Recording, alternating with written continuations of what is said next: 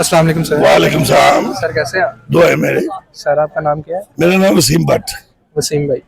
वसीम भाई आपने अभी खड़े होकर आप हमारी बातें सुन रहे थे। जी जी। आपने टॉपिक हमारा सुन लिया होगा। ਇਹਦੇ ਵਿੱਚ ਇਹ ਵੇ ਜਿਹੜਾ ਹਾਰਿਆ ਭਲਵਾਨ ਹੁੰਦਾ ਹੈ ਨਾ, ਹਾਰਿਆ ਭਲਵਾਨ ਉਹ ਕਹਿੰਦੇ ਮੈਂ ਕਿਸੇ ਤਰੀਕੇ ਨਾਲ ਜ਼ਲੀਲ ਹੋ ਕੇ ਮਰਨਾ ਹੈ ਤੇ ਮੈਂ ਕਿਉਂ ਨਾ ਅਗਲੇ ਨੂੰ ਕੋਈ ਜ਼ਖਮ ਲਾ ਕੇ ਕੋਈ ਖਰਾਬੀ ਉਹਦੀ ਕਰਕੇ ਉਹਦੇ ਅੰਦਰ ਉਹ ਖਰਾਬੀ ਕਰਕੇ ਤੇ ਫਿਰ ਮੈਂ ਮਰਾਂ। ਉਹ ਐਸੇ ਵੈਸੇ ਪੰਗੇ ਦੇ ਰਿਹਾ ਮਗਰ ਉਹਦੇ ਹੱਥ ਹੋਰ ਨੇ ਜਿਹੜੇ ਇਹ ਸੱਜਣ ਸਮਝਦੇ ਪਏ ਨੇ ਉਹ ਹੀ ਹੈਗੇ ਨੇ ਉਹਦੇ ਨਾਲ।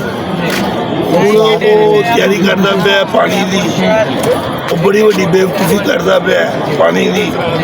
ਉਹਨੂੰ ਨਹੀਂ ਲੰਮੇਗਾ ਤੇ ਇਹ ਕੌਮ ਕਿਹਨੂੰ ਮੰਨਦੀ ਹੈ? ਇਹ ਮੰਨਦੀ ਹੈ ਸੋਹਣੇ ਨਬੀ ਨੂੰ ਤੇ ਅੱਲਾ ਦੇ ਅੱਲਾ ਇੱਕ ਹੈ, ਨਬੀ ਇੱਕ ਹੈ, 1 ਲੱਖ ਪੈਗੰਬਰ ਦਾਦਾ ਨੇ ਆਖਰੀ ਨਬੀ ਮੇਰਾ ਸੋਹਣਾ ਜਿਹੜਾ ਸਭ ਦੀ ਕਾਇਨਾਤ ਤੇ ਤਾਕਤ ਦੀ ਸੋਹਣੇ ਦੀ ਹੈ ਤੇ ਪੰਜ ਪਾਕ ਦੇ ਸਦਕੇ ਜਾਈਏ। ਇਹ ਉਹ ਭੁੱਲਦੇ ਉੱਥੇ ਵੀ ਮੁਸਲਮਾਨ ਹੈਗੇ ਨੇ ਲੇਕਿਨ ਉਹ ਮੁਸਲਮਾਨ ਬਾਗੀ ਹੋ ਚੁੱਕੇ ਨੇ। ਕਿਉਂ? ਇਹ ਉੱਥੇ ਕਿਸੇ ਦੀ ਤਫਸ ਕੋਈ ਨਹੀਂ ਹੈਗਾ, ਨਾ ਔਰਤ ਦਾ ਤੇ ਨਾ ਮਰਦ ਦਾ।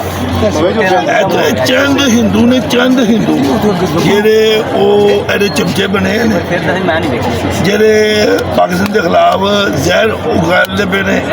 ਮੀਡੀਆ ਇਹਦਾ ਮੀਡੀਆ ਇਹਦੇ ਥਰੂ ਹੈ। ਮੀਡੀਆ ਇਹਦੇ ਤੋਂ ਬਿਨਾਂ ਕੁਝ ਨਹੀਂ ਹੈਗਾ।